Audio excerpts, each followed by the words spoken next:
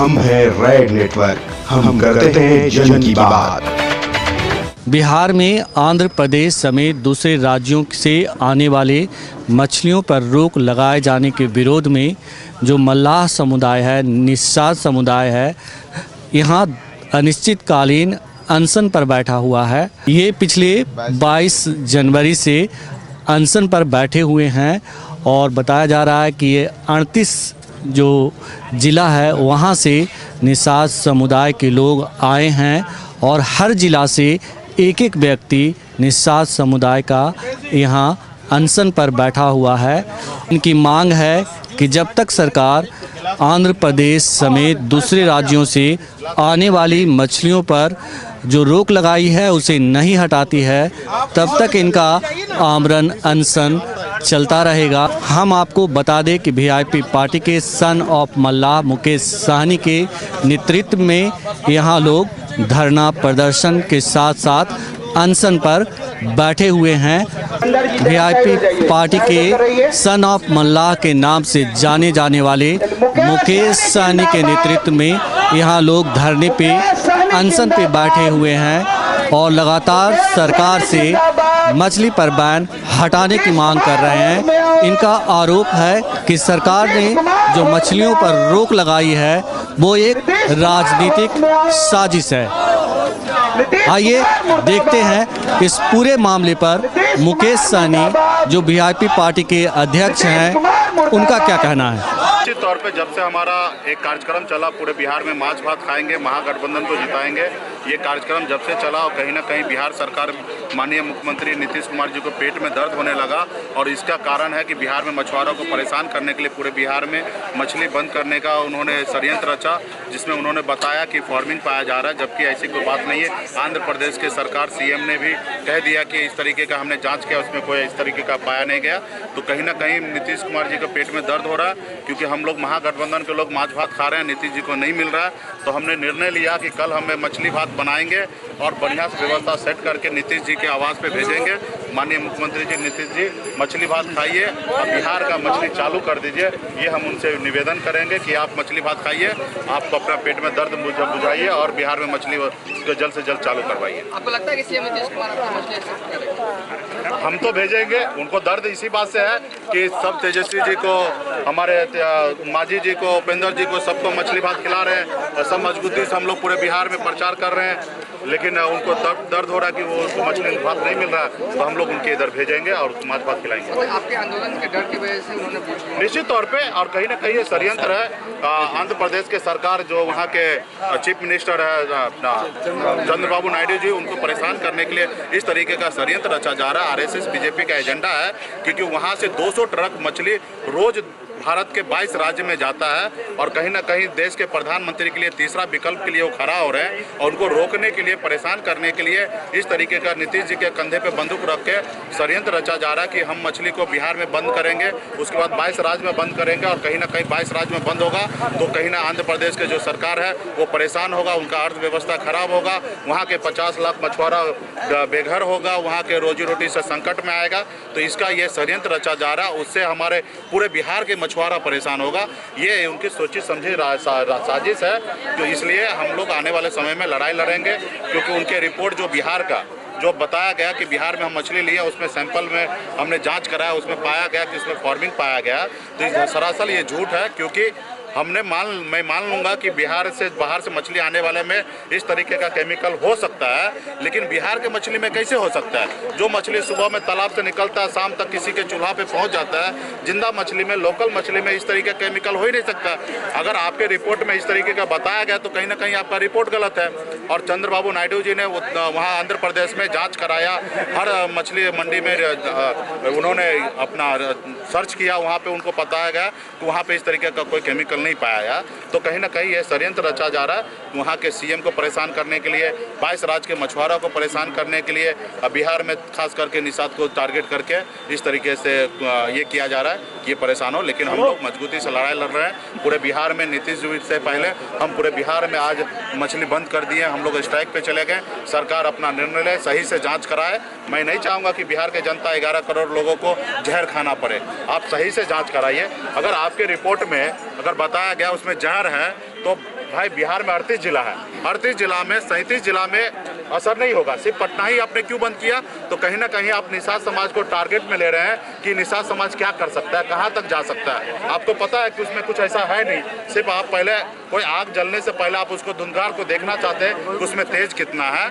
आपको अगर लगता है आप सही मुख्यमंत्री है बिहार के, अगर रिपोर्ट पे जाते हैं तो आपको 22 पूरे बिहार में बंद करना चाहिए, सिर्फ पटना नहीं बंद करना चाहिए। जब हमने रिपोर्ट आपके पर विरोध जब्त किया तो आपने लोकल मछली को चलन में ला दिया। क्यों ला दिया? आपको रिपोर्ट का इंतजार करना चाहिए कि आप नई रिपोर्ट का इंतजार करना चाहिए, तब चलन में लाना चाहिए, क्योंकि आपको पता है कि हमारा रिपोर्ट झूठा है, गलत है, हम लोग गलत तरीके से काम कर रहे हैं। तो आने वाले समय में आपने रिपोर्ट को वापस लिया तो इसलिए निश्चित तौर पर हम लड़ाई लड़ेंगे और बिहार सरकार को झुकना पड़ेगा और मछली चालू करना पड़ेगा। बहुत बहुत धन्यवाद।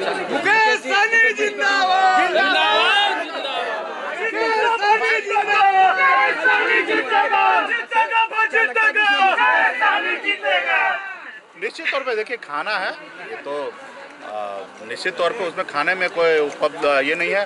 समाज के लोग हर कोई खाना खाएंगे और उसमें हमको नहीं लगता है कि कोई आपत्ति है। उनको हम भेजेंगे, कल हमने निर्णय ले लिया तो हम भेजेंगे खाना। मुझे बताएं कि बिहार में जो सरकारी तालाब है, वो सरकारी तालाब की स्थिति के बारे में आप क्या सोचते हैं? क्या वो सही स्थिति में है? बिल्कुल ही नहीं। 95% सरकारी तालाब जो है डेड हो चुका है और सरकार का इच्छा शक्ति खत्म हो चुका है। पूरे बिहार में मत्स्यजीवी सहयोग समिति, मत्स्य एवं पशुपालन मंत्रालय, उसके सिर्फ उसका 200 करोड़ का बजट है और उसमें 65,000 तालाब सूख चुका है।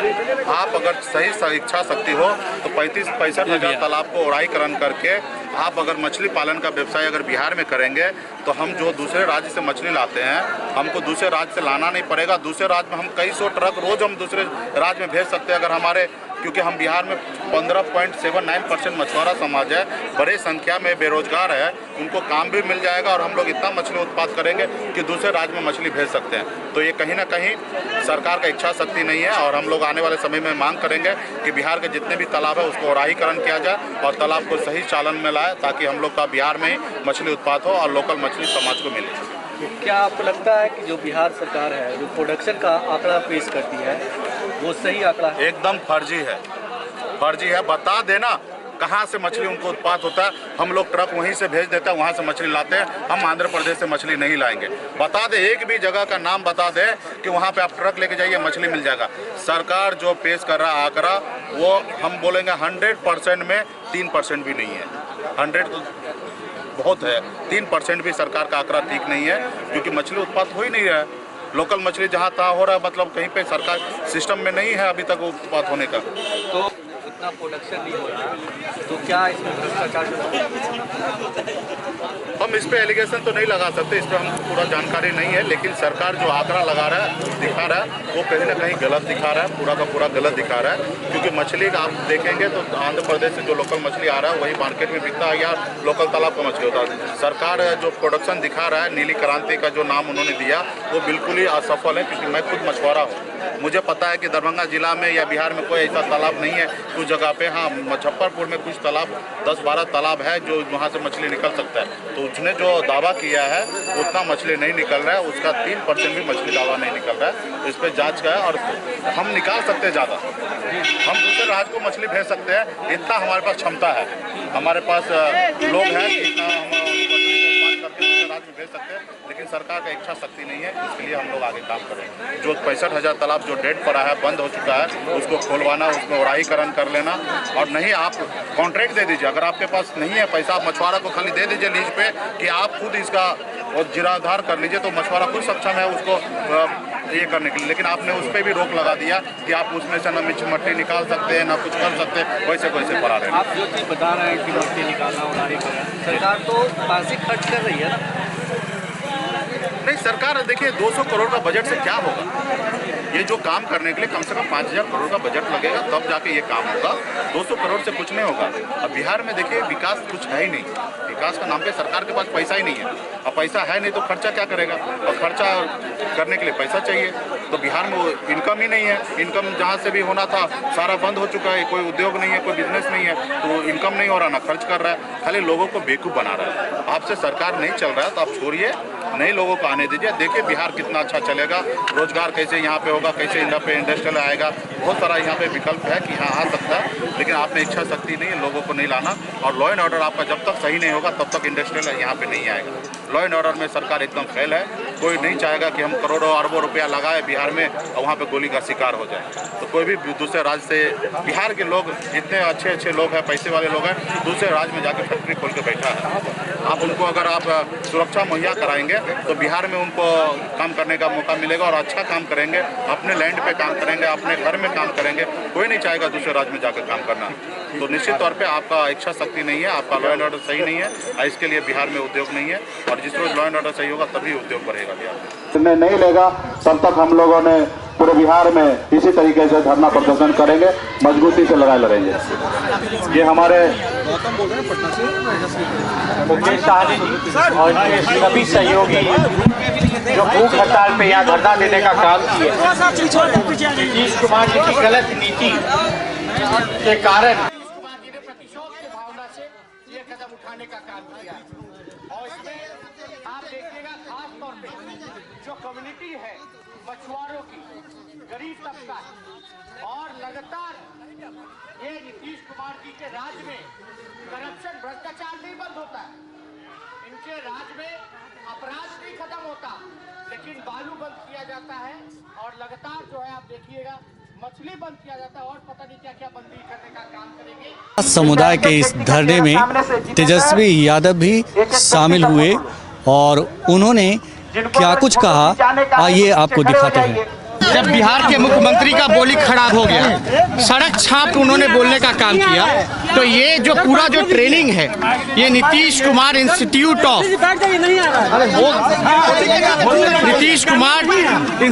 ऑफ जो इन्होंने पूरी तरीके से बोलने का जो भाषा एक अन्य मार्ग से सिखाने का काम किया है, ये वहाँ से ये सारा काम किया जा रहा है। तो इसमें हम लोग जो है पूरी तरीके से आगे कार्रवाई हम लोग करने का काम कर रहे हैं। प्रियंका गांधी के लिए ऐसे शब्द का इस्तेमाल आप कहिए, हम किसी महिला के लिए इस तरीके का ये जिस प्रकार से Nitish Kumar institute of abuse, excuse और जिस प्रकार से इन्होंने काम किया है, एक प्रवक्ताओं को बुला बुला करके सिखाने का काम करते हैं, तो इनके मंत्रिमंडल में पूरी तरीके से ऐसी भाषाओं का प्रयोग कराया जाता है। तो इसमें कौन किस भाषा का, कोई भी अगर गलत भाषा का प्रयोग करता है तो उसका हम लोग समर्थन नहीं करते। आप देख रहे हैं रेड नेटवर्क। आपसे गुजारिश है, YouTube पर रेड नेटवर्क से जुड़ने के लिए इस सब्सक्राइब बटन पर क्लिक करें। सब्सक्राइब बटन के साथ ही घंटी बनी हुई है, उस पर जरूर क्लिक करें ताकि जब भी हम नया वीडियो अपलोड करें आपको तुरंत इसकी जानकारी मिल जाए और आप लगातार जुड़े रहें रेड नेटवर्क के साथ।